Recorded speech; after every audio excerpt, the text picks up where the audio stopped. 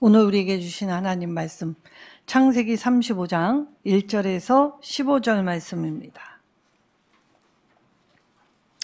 창세기 35장 1절에서 15절 말씀, 구약성경 53쪽이지요. 한 절씩 교독하도록 하겠습니다. 하나님이 야곱에게 이르시되 일어나 베델로 올라가서 거기 거주하며 내가 내 형 에서의 낯을 피하여 도망하던 때에 내게 나타났던 하나님께 거기서 제단을 쌓으라 하신지라. 야곱이 이에 자기 집안 사람과 자기와 함께한 모든 자에게 이르되 너희 중에 있는 이방 신상들을 버리고 자신을 정결하게 하고 너희들의 법을 바꾸어이더라. 우리가 일어나 베델로 올라가자. 내 환난 날에 내게 응답하시며 내가 가는 길에서 나와 함께 하신 하나님께 내가 거기서 제단을 쌓으려 하노라 하매. 그들이 자기 손에 있는 모든 이방 신상들과 자기 귀에 있는 귀걸이들을 야곱에게 주는지라.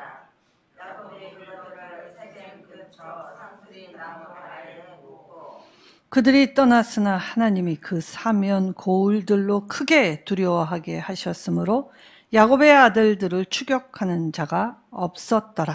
야곱과 그와 함께한 모든 사람이 가나안 땅 루스 곧 베델에 이르고 그가 거기서 제단을 쌓고 그곳을 엘베델이라 불렀으니 이는 그의 형의 낯을 피할 때에 하나님이 거기서 그에게 나타나셨음이더라.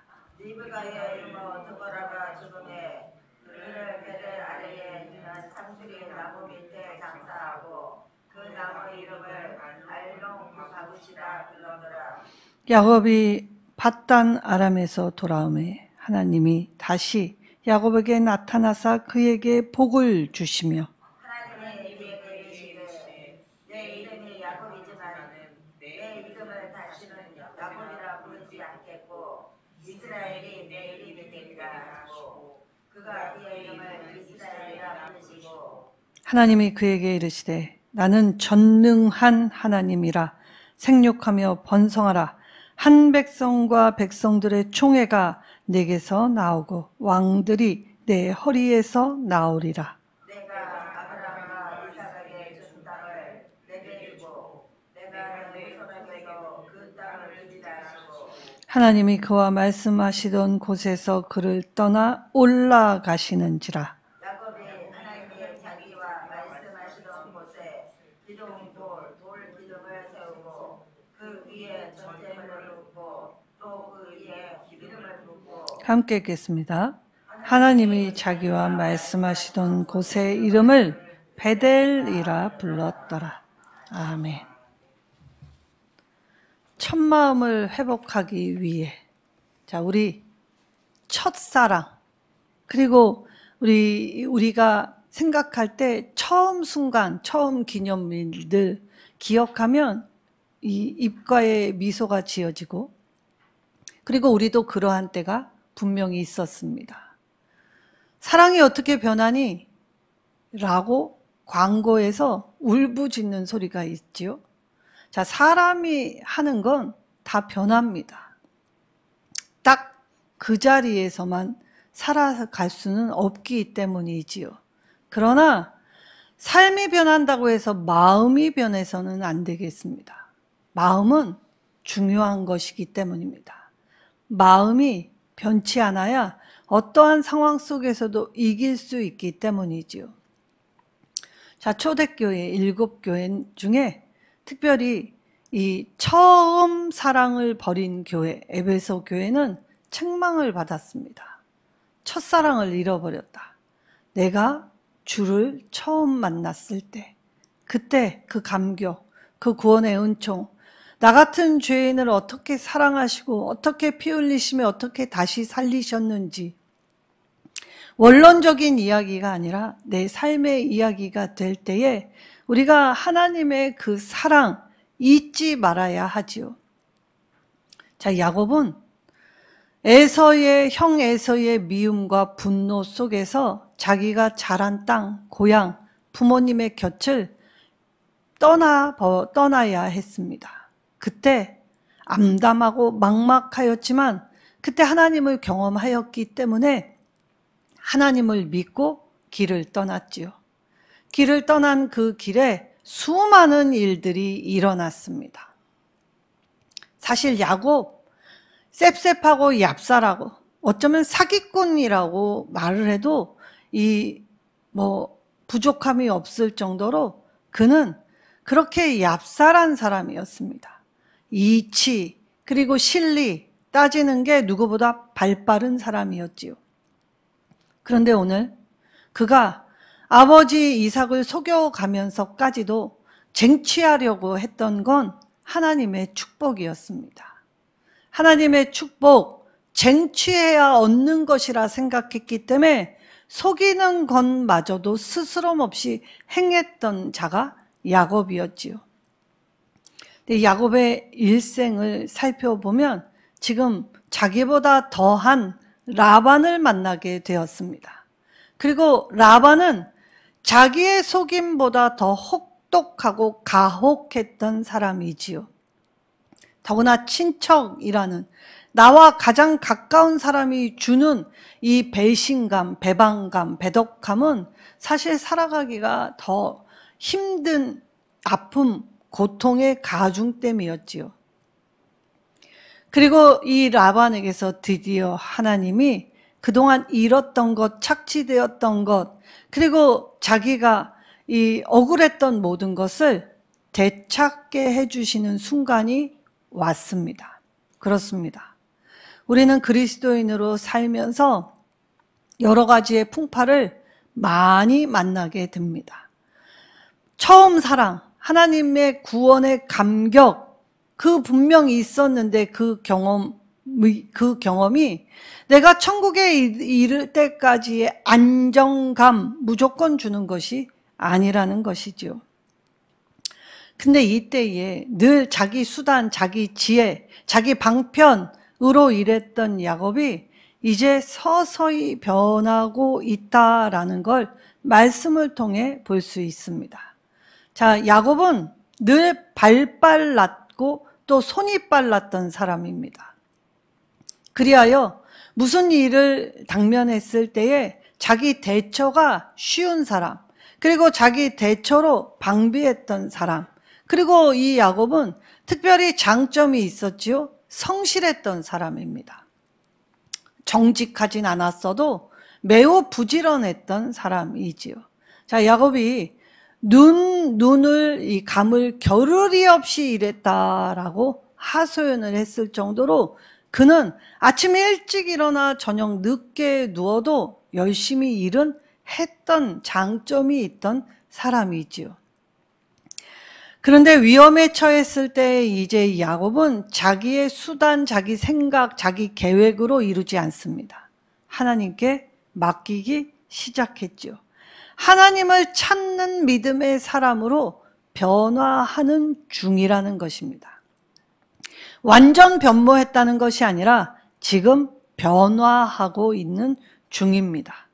그런데 살다 보면 믿음을 갖다 보면 사실 어려운 때보다는 눈에 띄게 무슨 일이 일어나지 않을 때, 큰 기적과 같은 일이 벌어지지 않을 때, 그때 우리 안에 답답함, 뭔지는 모르는데 뭐 특별한 일은 없는데 뭔지 잘못될 것만 같고 또 앞을 알 수 없기 때문에 그래서 우리 안에 염려, 불안, 두려움이 급습할 때가 있지요. 믿음을 가져도 이런 때는 늘 옵니다. 그런데 하나님은 야곱 자신이 알지 못할 그 순간에도 하나님은 여전히 일하십니다. 그리고 하나님의 일하심은 멈추신 적이 없지요. 그래서 하나님은 야곱을 위해 일하셨고, 그리고 하나님의 언약의 상속자로서 언약을 성취할 수 있는 삶이 될 수 있도록 붙드시고 함께 하시고 계셨습니다. 자, 이때 이제 식솔들이 생겼습니다. 가족이 생겼죠. 사람이 가족 관계 구성원의 관계가 좋으면 어떤 어려움이 와도 사실 이길 수 있습니다. 혼자는 감당할 수 없어도 사랑하는 사람의 지지 기반, 그리고 그 사랑하는 사람의 협력, 그리고 함께함은 이 어려운 것을 이길 수 있는 아주 거대한 힘, 방패, 울타리가 되어 주지요. 그래서 야곱이 오늘 식솔들하고만 내가 돌아가겠다라고 이 외삼촌 라반 장인에게 이야기합니다. 근데 이때 이 라반이 적잖이 당황합니다. 왜냐? 사실 야곱이 오기 전에는 그렇게 이 갑부가 되지 않았습니다. 근데 야곱을 만나고 난 후에 이보다 더 좋은 일꾼이 없지요. 이 자기의 이 사위였기 때문에 가족 구성원으로 엮여서 이게 이루 말할 수 없이 이 좋은 관계입니다. 근데 이 야곱이 부지런하고 그리고 이 손대는 것마다 잘 된다는 것을 알았지요.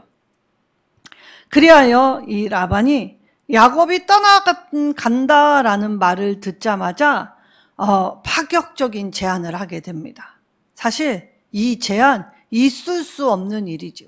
그 당시 고대 근동의 이 법에는 이 사위가 나가겠다라고 하면 사실 식솔들, 자기의 딸들, 손자들은 못 데려가게 하고 맨몸으로 아니면 거의 죽여버리든지 때려서 내쫓는 일이 비일비재했던 당시. 근데 이때 라반이 값을 네가 정해라 라는 파격적인 제안을 합니다. 그 당시의 목동들은 사실 아무리 일 잘하는 목동이라고 해도 양새끼의 20%만 더 받을 수 있는 것이 그 당시의 법이었는데 라반이 지금 급했기 때문에 자기도 모르게 했던 말, 이제 삭슬 네가 정해라 라고 이 이야기를 하지요. 왜냐? 야곱이 내 식솔들하고 맨몸으로 나가겠노라고 이 라반에게 이야기했기 때문입니다. 근데 이때 식솔들하고만 나가겠다는 야곱의 말, 왜 이처럼의 말을 했습니까? 야곱은 이제 어렴풋이 알던 걸 뚜렷이 알았던 단 한 가지의 사실이 있습니다. 사람이 아무리 계획할지라도 그 계획을 이루어 주시는 분은 하나님이시구나. 하나님은 불가능을 가능케 하시는 분이시다 라는 것을 고된 삶 속에서 알았고 그걸 붙들었기 때문에 하나님이 하실 것이라는 믿음의 고백으로 오늘 라반에게 내가 내 식솔들과 맨몸으로 내 고향으로 돌아가겠다라고 했던 것입니다. 사실 라반은 하나님은 관심 없습니다. 야곱을 붙들 뿐이지요. 하나님이 네게 복을 주셔서 라고 얘기하지요. 그러니까 야곱을 붙들면 야곱을 통해 계속 자기에게 이윤이 창출될 거라는 기대감이 있었다는 것입니다. 복은 하나님이 주시는데 복 주시는 하나님께는 관심이 전혀 없지요. 그리고 야곱을 붙들 뿐입니다. 오늘날 교회를 나오지만 복 주시는 하나님, 고치시는 하나님이라는 그 명목 아래에 그것에 관심을 둘 뿐 하나님께 관심을 두지 않는 이 썬데이 크리스찬들이 얼마나 많습니까? 예배는 왜 드립니까? 예배 안 드리면 뭔가 찝찝합니다. 예배 안 드리면 벌 받을 것 같고 뭔 일이 생길 것 같아서 그냥 예배를 드립니다. 그럼 어느 정도의 위안, 적당히 때움, 그래서 안심, 마치 부족과 같은 일 아닙니까? 오늘 라반은 복 주시는 하나님을 야곱을 통해 깨달았기 때문에 야곱을 붙들지요. 그러나 하나님을 알려고 하지는 않았습니다. 자, 이때 이 파격적인 라반의 제안을 옳다, 이때라라는 기회로 거머쥔 야곱. 그리하여 이제 라반에게 내 삭슬, 그러면 점 있는 것, 아롱진 것, 그리고 이 여타의 모든 것들 중에 검은 것을 요구합니다. 그 당시에 검다라는 것은 열성인자, 약하다라는 인식이 있었기 때문에 이 라반은 흔쾌히 오케이 하지요. 사실 더 큰 것 요구하면 어떡하지? 라고 걱정을 했는데 오늘 야곱이 이상한 제안을 했기 때문에 흔쾌히 오케이 했던 것입니다. 사실 그 당시에는 양이나 염소는 흰색이나 검은색이었지요. 근데 점박이, 아롱진 것, 그리고 이 여러 가지의 검은 것, 이런 것들은 사실 희귀한 것입니다. 근데 야곱이 지금 이런 것들을 달라라고 할 때 이 희귀한 것, 있을 수 없는 일, 이런 것들이 많아지면 이건 사람의 노력으로 불가하다 하는 일, 그걸 제안할 때 오늘 라반은 그렇게 해라 라고 하였지요. 자, 그럼 야곱은 왜 이런 것들로 요구했습니까? 만약에 흰색, 검은색이 많은 세계에서 이 흰색, 검은색으로 삭슬 정했다면 네가 내 것을 도둑질하였다 라고 할 것이 뻔한 일입니다.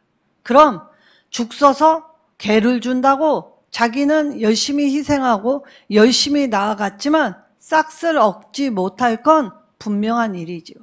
그랬기 때문에 그 당시에 누구라도 이건 있을 수 없는 일이야 라고 생각할 만한 것들로 제안을 했습니다.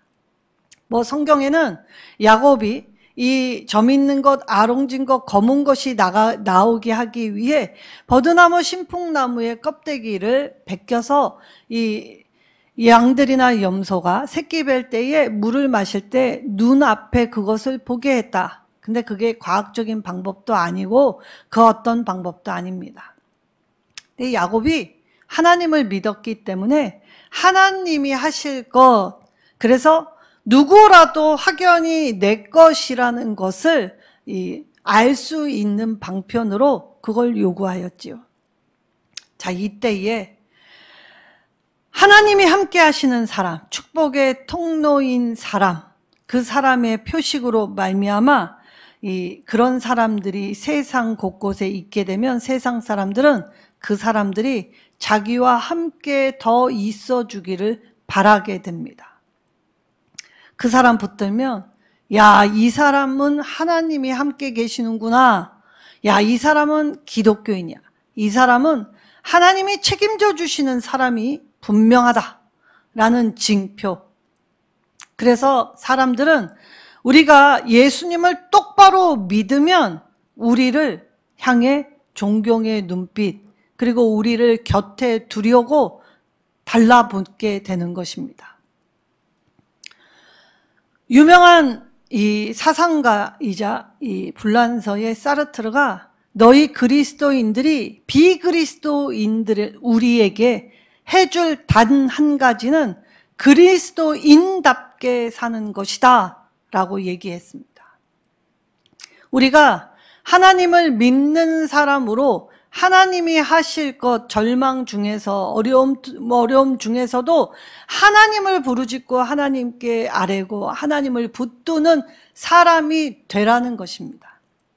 자, 우리나라가 전쟁의 폐허에서 이처럼 부국강병을 맞을 때에 선교사들과 교회의 역할이 매우 컸지요. 그때에는 정말 불신지옥, 예수, 천국 이것만 외쳐도 교회에 많은 사람들이 모였습니다. 왜냐? 예수 믿는 사람은 달랐기 때문입니다. 교회에 가면 풍성하고 나누고 베품이 있었습니다.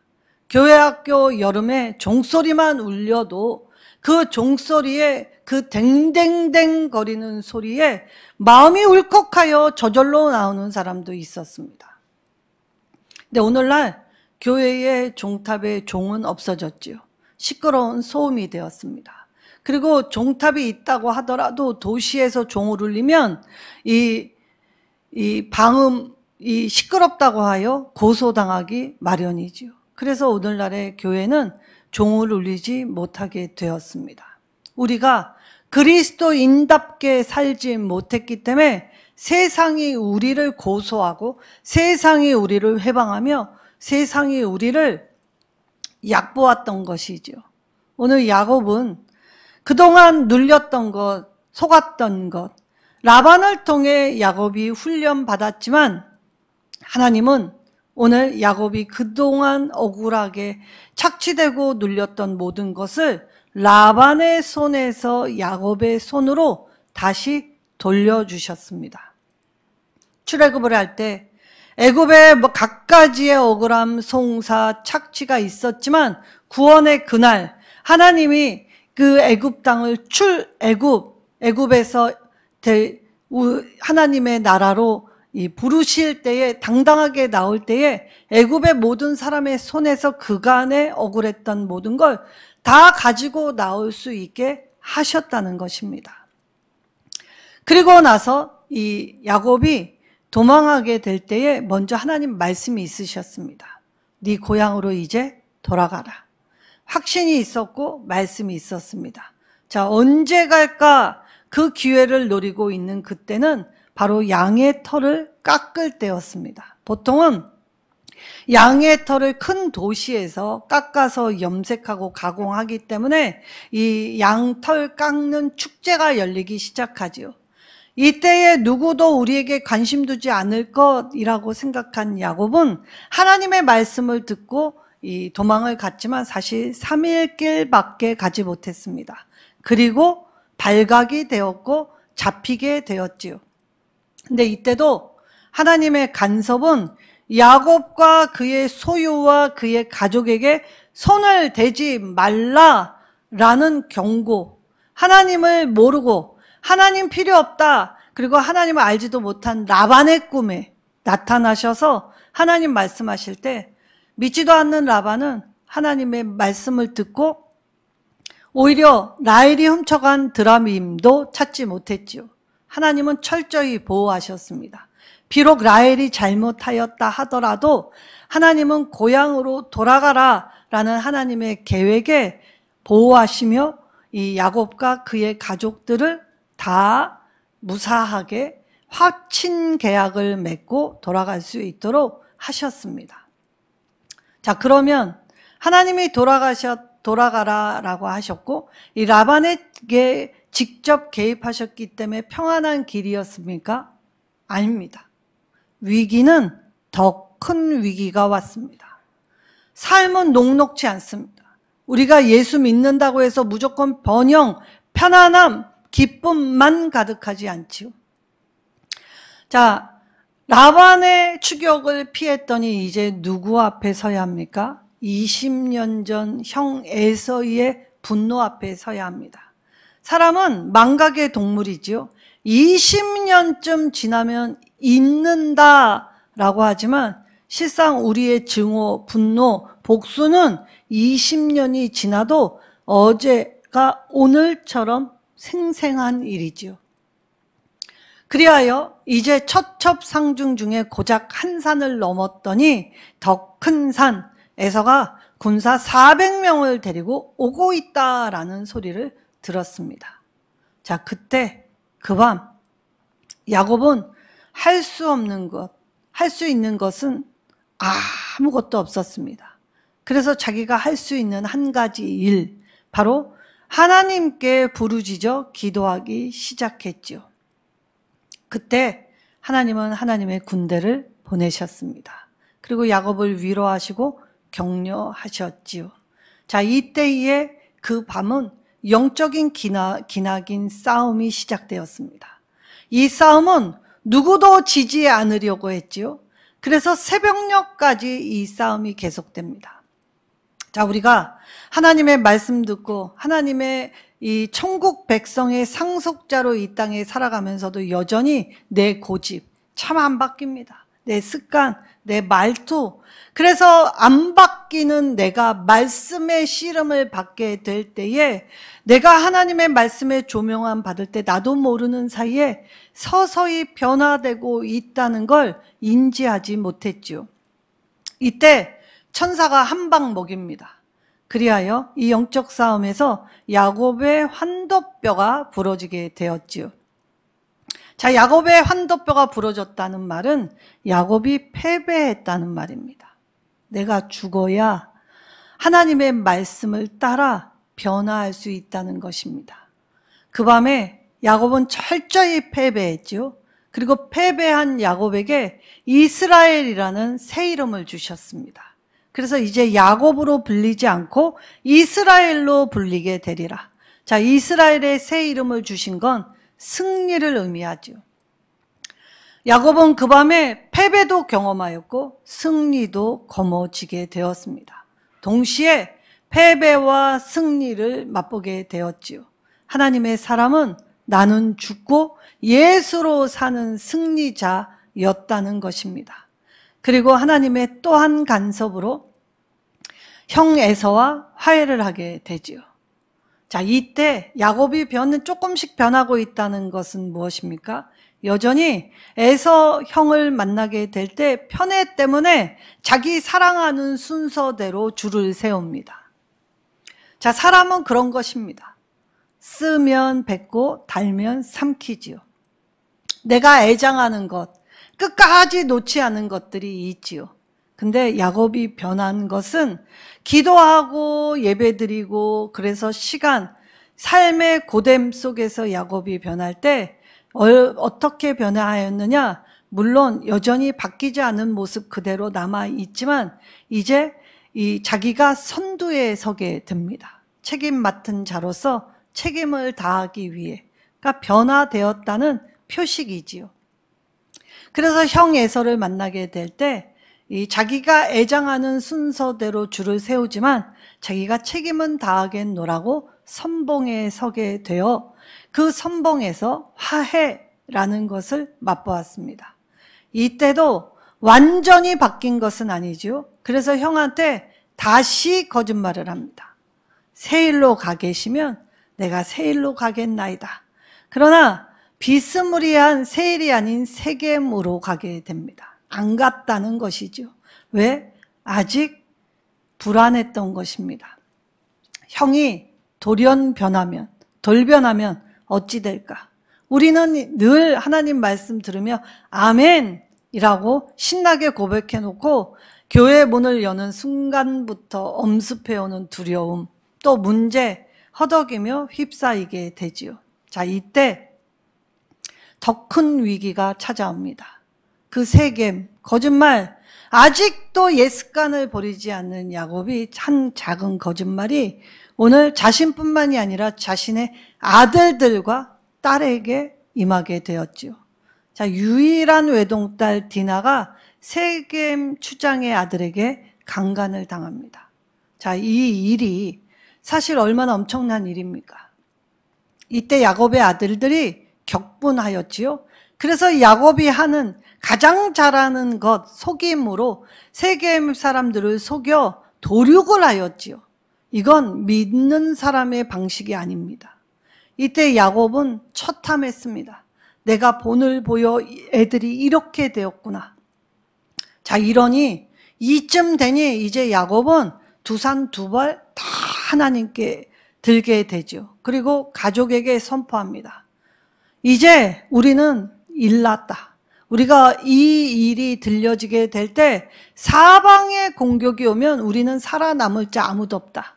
디나 강간, 외동딸이 유린당한 것보다 이제 가족 모두에게 이 위협이 닥치게 되었다. 그래서 어떻게 합니까? 오늘 말씀, 내가 잊고 있었던 그 은혜의 자리, 복은 쟁취해서 거머쥐는 건 줄 알았는데 하나님의 은혜로 거저 주어진다는 것을 그제야 깨달은 자리, 바로 이 자기가 떠나갔던 첫 순간 베델로 올라가게 됩니다.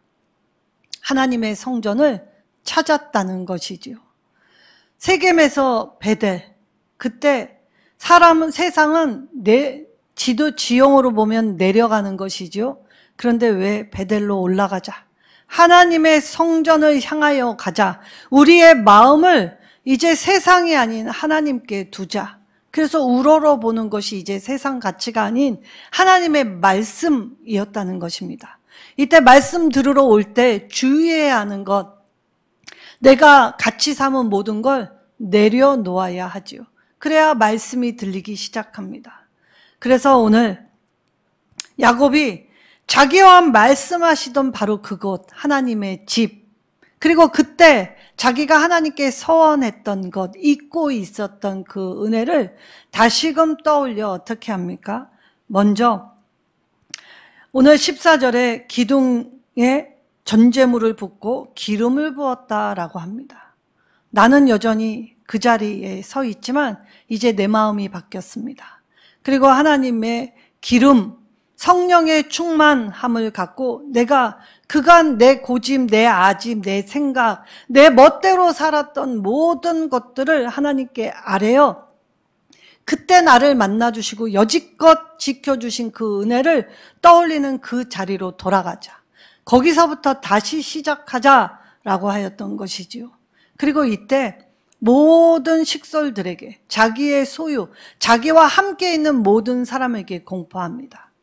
그리고 자기의 사소한 것들, 사실 여자들의 목걸이, 귀걸이, 반지, 외모를 치장하는 것도 있지만 이것이 작은 우상입니다. 그리하여 이 귀에 있던 우상들, 목에 있던 우상들, 손가락에 있던 것들 다 스스로 내어버렸다고 하지요. 자, 금, 부치, 은부치, 세상의 가격으로 따지면 비싼 것들, 그걸 하나님께 나오기 위해 지금 이 야곱에게 다 스스로 자원하여 내어주었지요. 하나님의 은혜를 구하는 자들은 세상의 가치를 붙들면 하나님의 은혜가 와도 거머쥘 수 없습니다.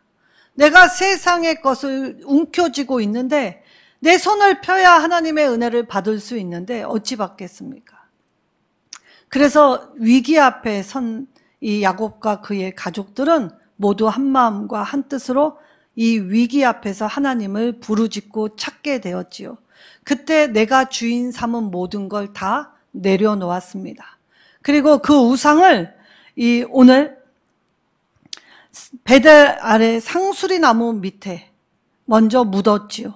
내가 가지고 있던, 내가 중요하게 여겼던, 붙들었던 걸 다 놓고 묻어버렸다. 이제 보지도 만지지도 취하지도 않겠습니다. 하나님 외에는 그 어떤 것도 중요한 것이 없습니다.